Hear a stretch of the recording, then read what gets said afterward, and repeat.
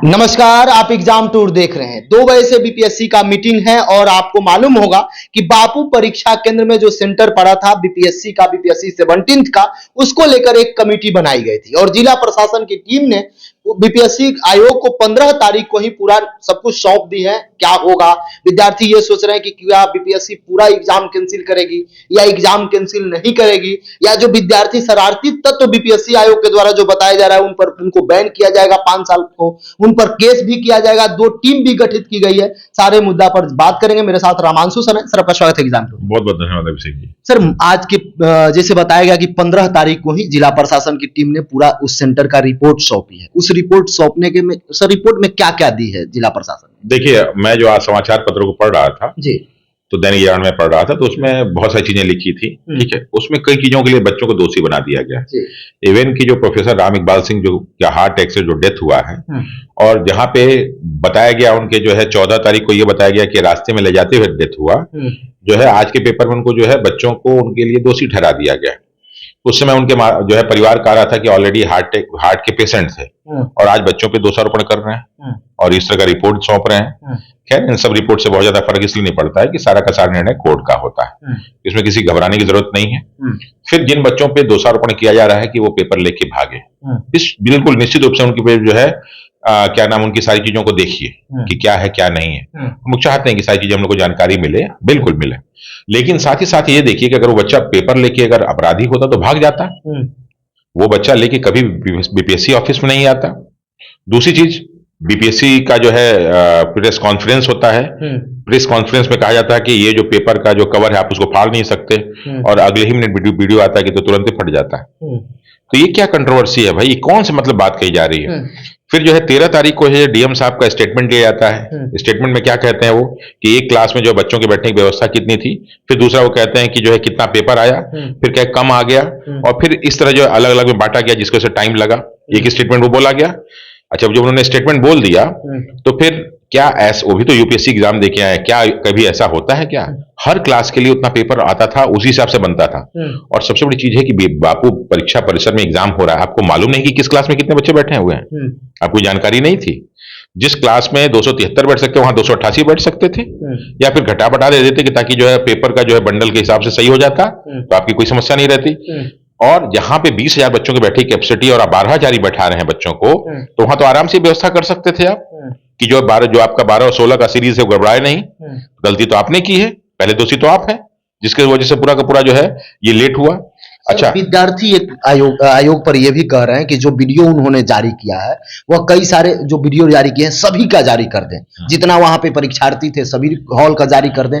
दूसरा, विद्यार्थी ये भी डिमांड कर रहे हैं कि सुबह से लेकर जब 11 बजे एंट्री हुआ, 10 बजे एंट्री, विद्यार्थी कई सारे घुसे, उसी समय से यानी एंट्री से लेकर अंतिम समय तक का वीडियो जारी कर विद्यार्थी मांग कर रहे हैं। नहीं, एंट्री से क्यों? जब वीडियो जारी हो रहा है तो वीडियो संभाल के रखें। 12 तारीख की रात से लेके 13 तारीख की रात तक का वीडियो जारी होना चाहिए। सारी प्रक्रिया दिखनी चाहिए कि वहां क्या क्या हुआ है, वहां कितने बच्चों पे अपराधी उनको साबित किया जा रहा है ना, तो कोर्ट तो सारा का सारा मांगेगी सबूत, सारा सबूत लाइए। आप अपने हिसाब से क्लिप थोड़ा ना दिखाएंगे। ये कोई यूट्यूब का चैनल है क्या कि कोई मन किया जो क्लिप दिखा दिया? नहीं भाई, ये पूरा का पूरा आपको दिखाना पड़ेगा। और जिन बच्चों पे जो है दोषारोपण किया जा रहा है कोर्ट में जाएंगे, और जब कोर्ट में जाएंगे तो सारे के सारे तथ्यों को रखा जाएगा, हर व्यक्ति से पूछा जाएगा किसकी किसकी क्या गलती है। जब डीएम साहब ने थप्पड़ मारा वो भी पूछा जाएगा, उस व्यक्ति को हार्ट अटैक, जो उस अधिकारी का हार्ट अटैक हो, ये भी पूछा जाएगा उसके कारण क्या थे।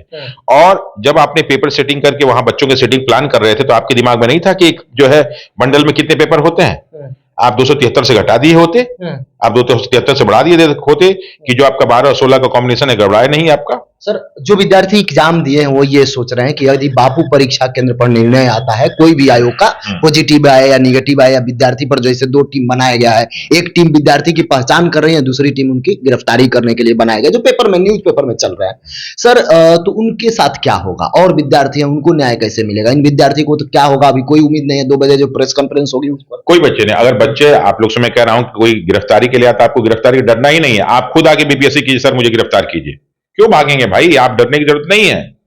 आप बीपीएससी के अधिकारियों के पास पहुंच जाइए, जितने लोग पे दोषारोपण किया गया उनका नाम दे दिया जाए, और मैं बेटा तुम लोग से रिक्वेस्ट करता हूं तुम लोग पहुंच जाओ। वो पकड़ के तुम्हें जो है जेल भेज सकते हैं, तुमको अपराधी सिद्ध नहीं कर सकते, अपराधी कोर्ट सिद्ध करेगी, और किसी को भागने की बिल्कुल जरूरत नहीं है। कोई डरने की जरूरत नहीं है। ये देश हमारा संविधान पे चलता है, लोकतंत्र का देश है ये। यहाँ पे जो है विधायिका के साथ साथ जो है न्यायपालिका मजबूत है, कार्यपालिका का अपना स्थान है और ठीक है सारी की सारी चीजें। इसलिए घबराने की कोई जरूरत नहीं। किसी पे कोई भी केस हो रहा है बेटा घबराने की कोई जरूरत नहीं है। बहुत लोग आपके साथ हैं, सच्चाई के साथ बहुत सारे लोग होंगे और सब आएंगे।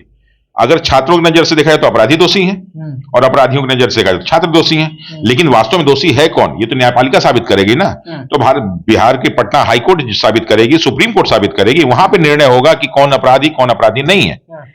ठीक। विद्यार्थी को न्याय कैसे मिलेगा? यदि आप शिक्षक हैं, आपके अनुसार देखा जाए, विद्यार्थी जैसे आपको मिल रहे हैं, कई सारे लोग फोन कर रहे हैं, दिल्ली से भी अन्य स्टेट से भी विद्यार्थी आ रहे हैं जो एग्जाम देने आए थे। कई सारे विद्यार्थी तो ये कह रहे हैं कि हम सबसे दुर्भाग्यशाली हैं, या मेरा कर्म फूट गया था कि बापू परीक्षा केंद्र में मिला था। क्या केवल बापू परीक्षा केंद्र यदि रद्द भी हो जाता है तो उससे न्याय मिल जाएगा? देखिए, न्याय तो मिलेगा, ये तो मान के चलिए। सत्य की जीत होगी, ये भी मान के चलिए। शुरू से होती रही तो हमेशा होती रहेगी। ये कोई मैं बहलाने के लिए बात नहीं कर रहा हूं। आज हजारों साल से रावण का जो है पुतला जल दहन हो रहा है ना। आज हजारों साल से भगवान राम जो है हमारे आस्था केंद्र बने हुए हैं ना। आज हजारों साल से जो सैकड़ों साल से जो है ईसा मसीह के लोग पूजा कर रहे हैं ना। आज जो है सैकड़ों साल से लोग जो है हजरत मोहम्मद साहब का जो है इबादत कर रहे हैं ना। आज जो है गुरु गोविंद और गुरु नानक का लोग इबादत कर रहे हैं कि नहीं कर रहे हैं। तो जो सच्चा है वो तो हमेशा जीतेगा। तुम सच्चे के साथ हो, तुम जीतोगे। रही न्याय अन्याय की बात, न्याय अन्याय जो है कोई भी अधिकारी नहीं डिसाइड करेगा। न्याय अन्याय डिसाइड करेगा हमारा जो है न्यायपालिका। वहां हम जाएंगे और हर बात को तथ्यों से, और किसी को घबराने की जरूरत नहीं है। ठीक है, जब आप पे केस होगा, अभी तो चल रहा है, देखते हो लोग क्या निर्णय लेते हैं। जब निर्णय लेंगे तो आप आके खुद गिरफ्तारी दे दीजिएगा कि सर मुझे गिरफ्तार। कोई किसी भी प्रकार का प्रोटेस्ट नहीं होगा। जाके इस बार जो है अगर कुछ भी होगा तो हम दूसरे तरीके से करेंगे, ईमानदारी से करेंगे। अभी हम लोग सिर्फ आंदोलन पढ़ाया करते थे, लेकिन आप जाके गिरफ्तारी दीजिए और आपके पक्ष में भारत के सभी ईमानदार वकील आपके साथ खड़े होंगे, पटना हाई कोर्ट से लेकर सुप्रीम कोर्ट तक।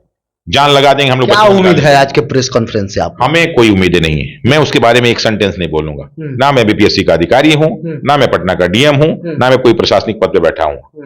वो इतने जिम्मेदार लोग हैं, वो बच्चों के गार्जियन हैं, वो भी इसी परीक्षा से गए हुए हैं, उनको निर्णय लेना चाहिए। आपका बेटा भी तो इसी उम्र का होगा।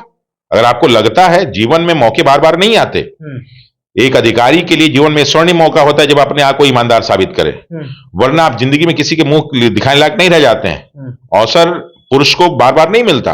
तो आप अपना 100% ईमानदारी, जितने भी अधिकारी कर्मचारी हैं 100% डरने की कोई जरूरत नहीं है। अपराधी एक ना एक दिन जो है अपराधी साबित होगा ही होगा। ऐसा ना सोचिए कि हम गलत के साथ हैं। जो छात्र गलत है उनको कार्रवाई कीजिए, जो अधिकारी गलत है उनको कार्रवाई कीजिए। क्या दिक्कत है इसमें? बिल्कुल। और सारा का सारा जितने भी अखबार में 14 तारीख को सारा का सारा न्यूज छपने लगा कि इनको स्पेशल ट्रीटमेंट दिया गया, यहाँ पे ऐसी खबर आई, यहाँ जैमर नहीं काम चल रहा था, यहाँ लोग जो है बायोमेट्रिक नहीं काम कर रहा था, उसका दोषी कौन है? सारा का सारा सारे सेंटर पे क्या हुआ? और सबसे बड़ी बात है कि जितने भी समाचार पत्रों ने कहा, तो आपके पास तो लगा हुआ था सीसीटीवी कैमरा, सब बुला के देखिए कि सही है। आप क्यों प्रमाण मांग रहे हैं? हमने कहा कि गलत है तो आपके पास है प्रमाण, देख लीजिए कि सर दिखा दी कि सर गलत नहीं हुआ, तो हम लोग मान जाएंगे सारे के सारे लोग। इसमें की दिक्कत क्या है भाई? इसमें कोई लड़ाई झगड़ा किसी का थोड़ा ना है। ना बीपीएससी जो है परमार साहब का है और ना ही बीपीएससी हमारा है। वो जो है आज अधिकारी हैं, कल नहीं रहेंगे। कल उनको कौन पूछेगा? 2 साल बाद कोई नहीं ये याद रखेगा। आज से 20 साल पहले बीपीएससी का चेयरमैन कौन था किसी को नहीं याद है। बीपीएससी के स्टूडेंट को नहीं याद है, बीपीएससी के अधिकारी को भी नहीं याद होगा।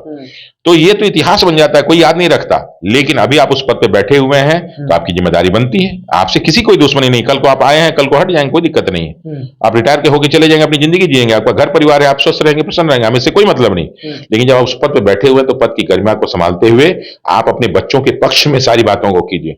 गलती हो सकती है, मैं मानता हूं गलती किसी हो सकती है, लेकिन गलती को सुधारना सबसे बड़ा जो है एक समझदार व्यक्ति का फर्ज होता है, ना कि गलती पे गलती करते जाना।